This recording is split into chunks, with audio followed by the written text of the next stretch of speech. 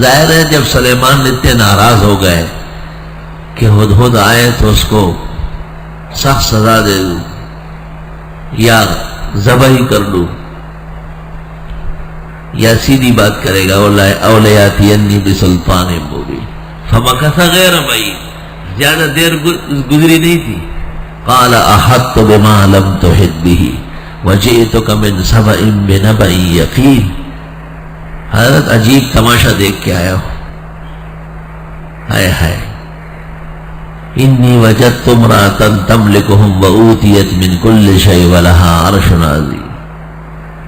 اور پرندوں کے ساتھ سیر کرنے نکل گیا، انہوں نے کہا ہمارے ملک میں حکومت عورت کی ہے۔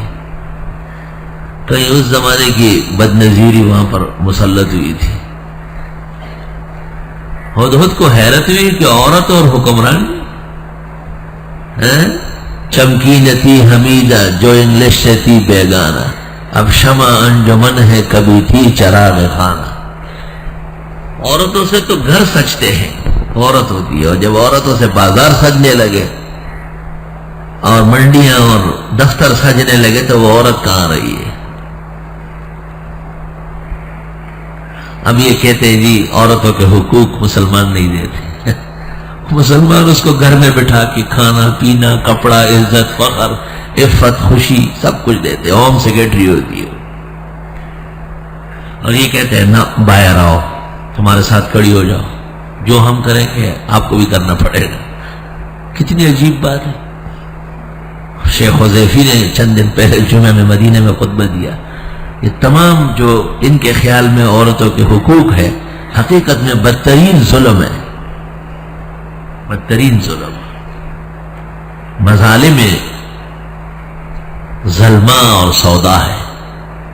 آخر میں کہا فہؤلاء حقوق النساء عندکم، یہ تمہارے عورتوں کے حق ہے، مشین کے پاس کھڑی رہو اور 8 بجے دفتر میں آؤ، 5 بجے تک بیٹھی رہو، اور خبردار کہ گھر میں رہی اور بازار میں نکل آؤ۔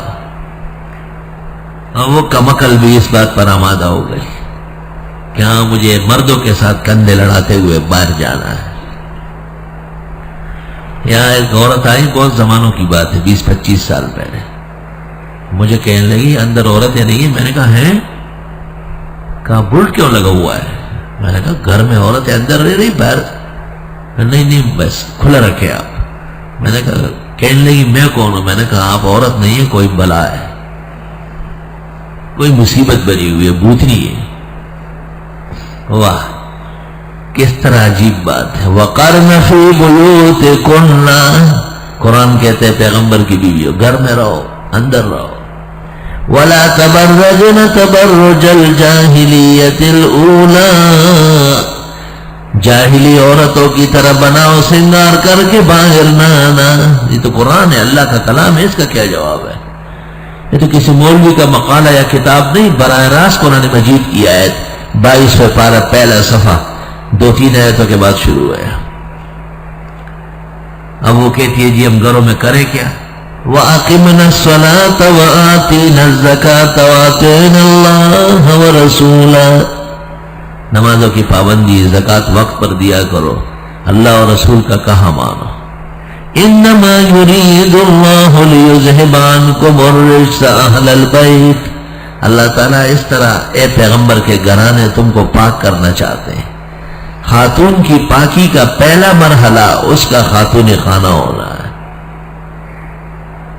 وَيُطَهِّرَكُمْ تَطْهِيرًا، اور صحیح طرح تم کو پاک کرنا چاہتے ہیں۔ وَاذْكُرْنَ مَا يُتْلَىٰ فِي بُيُوتِكُنَّ مِنْ آيَاتِ اللَّهِ وَالْحِكْمَةِ، اور آپ کے گھروں میں جو درس ہو رہا ہے قرآن کا اور سنت کا اسے یاد کرتی رہو۔ آیت سے خواتین کے مدرسے ان کے درس، حجاب، تستر، عفت، پاک دامنی کے ساتھ ثبوت ہو رہا ہے اس کا۔ وَاذْكُرْنَ مَا يُتْلَىٰ فِي بُيُوتِكُنَّ مِنْ آيَاتِ اللَّهِ وَالْحِكْمَةِ، آئے ہائے اللہ تعالیٰ باریک بین ہے، سب کچھ اس کو پتا ہے کہ عورت کے افشا سے اور باہر آنے سے کتنے نقصانات ہو رہے ہیں۔ بہرحال ہدہد نے جب سلیمان کو یہ خبر دی کہ میں ایک ملک میں چلا گیا اور ملک سبا اور وہاں کی حکمرانی ایک عورت کر رہی ہے، تو حضرت سلیمان غیر حاضری کی سزا سب بھول گئے، کیونکہ بہت عجیب بات بتائی۔ اگر کوئی طالب علم دیر سے آئے اور پھر وہ ایسی ایک اندوہناک خبر دے کہ راستے میں یہ ہو رہا تھا، تو ظاہر ہے قانون نرم ہو جاتا ہے کہ شاید اس وجہ سے اس کو دیر ہو گئی۔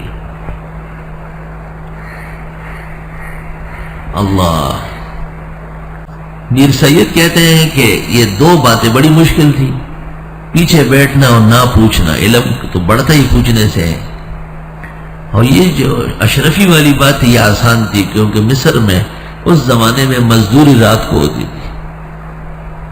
رات کو عشاء کے بعد وہ 2-3 گھنٹے کہیں مزدوری کر کے 2 اشرفیاں کماتا تھا، ایک اپنے خرچے کے لیے، ایک حضرت کو دے دیتا تھا۔